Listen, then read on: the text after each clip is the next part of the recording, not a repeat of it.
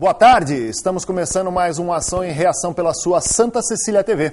Prazer muito grande de estar nesta segunda-feira, hoje dia 23 de abril de 2012, levando para você as principais informações do nosso dia a dia para os mais de 9 municípios da nossa região. E você pode já participar a partir de agora, fazendo a sua pergunta para os nossos convidados.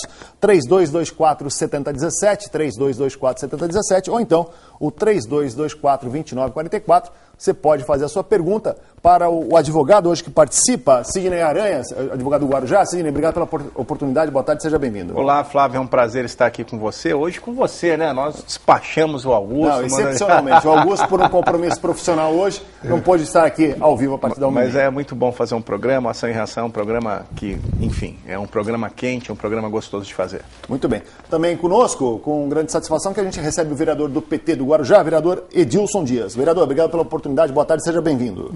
Eu que agradeço, boa tarde ao Sidney Aranha, pré-candidato a prefeito pelo PT lá no Guarujá, ao Flávio, aos funcionários da casa. É um prazer estar aqui debatendo assuntos da nossa cidade, da Pérola do Atlântico. Muito bem, por falar em Pérola do Atlântico, Sidney, como é que está o Guarujá aí, começando a ter essa efervescência da candidatura aí, da campanha, pré-campanha do Guarujá, tanto no Executivo como no Legislativo? A gente já discutiu isso aqui no Augusto, em outros programas. A legislação eleitoral, ela é uma legislação que precisa ser atualizada. Atualizada, né? Até acabar com essa história de pré, né? Nós estamos num limbo agora, que é todos os partidos já definiram as suas posições no Guarujá, tanto o Guarujá como aqui em Santos. Eu vi esses dias o PR, que se definiu aí apoiar o Paulo Alexandre Barbosa, o PSDB, o PT tem a sua candidatura aqui, a nossa querida Thelma de Souza, enfim, todo mundo faz movimentos de candidatura, mas por uma questão legal todo mundo fica pré-candidato. Na verdade, nós já estamos todos aí numa fase de articulação. O que nós temos que diferencia é que depois das convenções nós teremos o período de propaganda eleitoral efetiva. Muito bem, mas os candidatos só serão escolhidos nas convenções do dia 10 ou dia 30. É um erro. Muitos partidos, como o PT, antecipam essa escolha por uma questão interna corporis. O PT, praticamente na Baixada inteira, quiçá no Estado inteiro, já definiu quem serão seus candidatos. Então, eu acho que nós estamos lá fazendo o nosso trabalho, eu estou muito feliz. Eu acho que cada vez que a gente vê o aumento da aceitação da nossa querida presidenta Dilma, isso faz com que a gente diga: Guarujá pode ser uma cidade petista, e com exceção de Cubatão, com a nossa grande prefeita Márcia Rosa, Guarujá é uma cidade que gosta muito do Partido dos Trabalhadores e nós vamos disputar a eleição com muita força para vencer.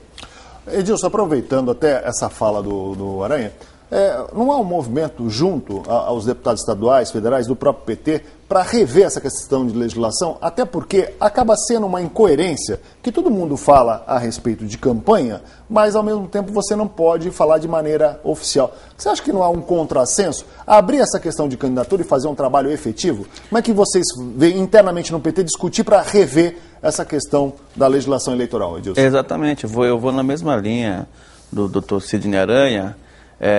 Todos os partidos praticamente lá no Guarujá, aliás todos, né, já definiram as suas candidaturas. Sim. E nós temos que aguardar simplesmente uma questão formal que consta na lei eleitoral, que é realizar a convenção entre o dia 10 e o dia 30 de junho.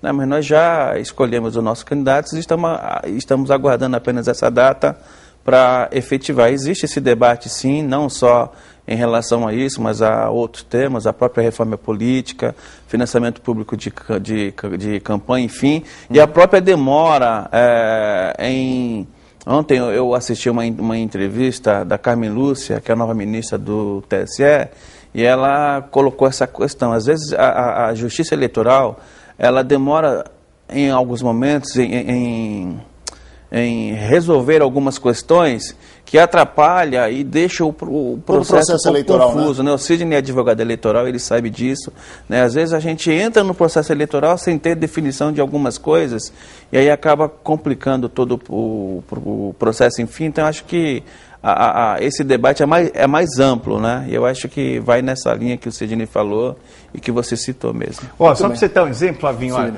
nós precisamos urgentemente fazer essa discussão, porque o nosso Código Eleitoral é de 1967. E a nossa lei eleitoral 9.504 é de 97, por exemplo, nós não tínhamos o grande advento da internet devidamente instalado no país.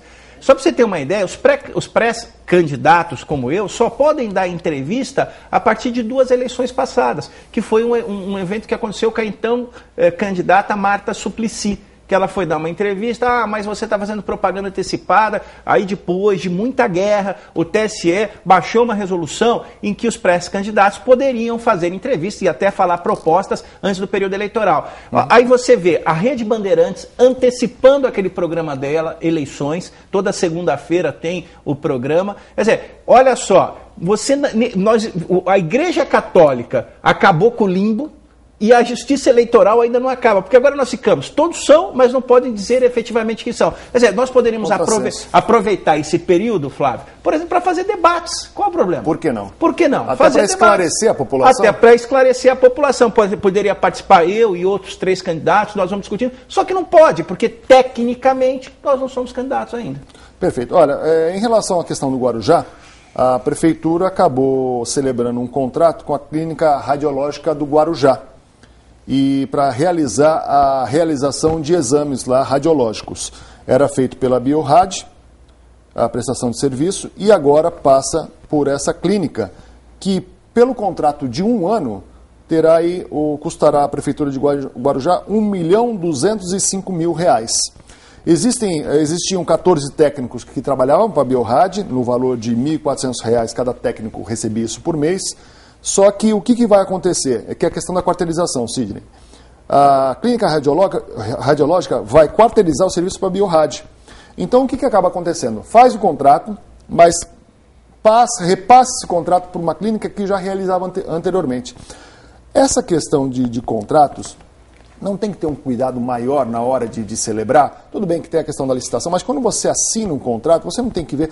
Nós temos tido muito problemas nesse sentido de contratos que depois você gera margem de dúvidas, de discussão e depois problemas. Haja vista vários casos em nível federal, em nível estadual, que acabam ocorrendo por conta disso. Não, eu não tenho a dúvida. Assim, no Guarujá, o que chama muita atenção, por exemplo, são os vários contratos que se fazem para consultoria. Esses contratos da área da saúde a gente pode até discutir, vamos discutir sim, mas se de certa forma é atendido, vamos discutir com um pouco de calma, mas vira e mexe, pipoca no Guarujá. Por exemplo, recentemente, o vereador deve ter visto, foi feito um contrato de monitoramento de empresa de veículos pesados, de trânsito, com uma empresa de importação e exportação.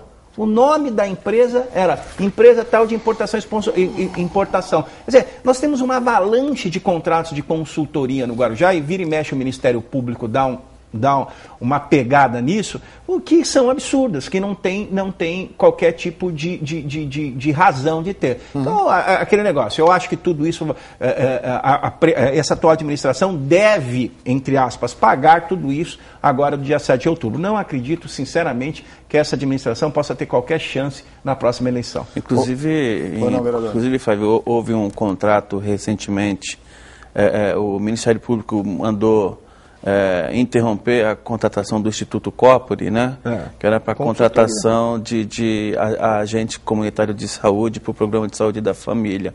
Ou seja, a prefeitura terceirizou, contratou. Ela não poderia empresa, contratar diretamente? Ela não tem esse poder? Pode. E essa questão da clínica radiológica, você vê, o que chama atenção é que se ela licitou, uma empresa venceu, essa empresa quarteirizou para uma outra empresa. Quer dizer, é uma empresa ganhando lucro, contrata outra que também vai ter lucro. Quer dizer, esse preço então está fora da realidade. Deveria ser contratado uma empresa diretamente pela prefeitura para fazer o serviço, se for o caso. Tá? Mas eu quero colocar aqui para vocês algo que não tem saído muito na mídia, Sidney e Flávio. Agora, no dia 16 de maio, vai entrar em vigor uma lei federal que foi aprovada em novembro do ano passado, né, e ela tinha aí 6 meses para entrar em vigor, que é agora no dia 16, que é a Lei do Acesso à Informação. O que acontece? Todos esses contratos duvidosos, preços superfaturados, licitações dirigidas, nós, vereadores de oposição, não conseguimos realizar a nossa função constitucional, que é fiscalizar o Executivo. Por quê? Inclusive eu pedi para a minha assessoria hoje fazer um levantamento de todos os requerimentos que a oposição apresentou desde o primeiro ano dessa legislatura, para a gente quantificar, para você ter uma ideia de quantos requerimentos nós apresentamos para fiscalizar esses contratos, essas ações, e a Câmara rejeita. A base de sustentação da prefeita rejeita todos os nossos requerimentos. Recentemente, terça-feira passada, rejeitou um que era de suma importância até para os pré-candidatos a prefeito. Né? A prefeita assumiu dizendo que herdou 1 bilhão em dívidas, né? Na propaganda institucional dela, ela fala que herdou 1 bilhão em dívidas. Só que no Diário Oficial, desde que ela assumiu, essa dívida que ela publica no Diário Oficial não ultrapassava 500 milhões. Ou seja, a propaganda fala uma coisa e o Diário Oficial, que é um instrumento oficial de comunicação e de informação entre o governo e a população, fala outra coisa. Nem esse requerimento simples passou. Quer dizer, hoje os pré-candidatos a prefeito no Guarujá, ao elaborar o seu programa de governo, né, vão se basear em que situação financeira que a prefeitura se encontra. Então, essa lei de acesso à informação, só para finalizar, vai permitir que qualquer cidadão brasileiro peça, a prefeitura tem 20 dias, sem custo, para fornecer todas as informações referente à licitação, contrato, valores pagos, valores transferidos, enfim, eu acho que vai ser um marco, Sidney, na história da administração no país. Serve para a prefeitura do Guarujá, como para todas as prefeituras, para os governos estaduais, para os governos federais e também para o judiciário. Nós vamos ter agora, nós vamos ter acesso às contas e a todos os documentos referentes a elas de todas as esferas de poder. Olha, então, a respeito dessa lei, eu acho que acaba sendo importante, Sidney. Primeiro, 2 aspectos que o vereador levantou aqui que me chamam a atenção.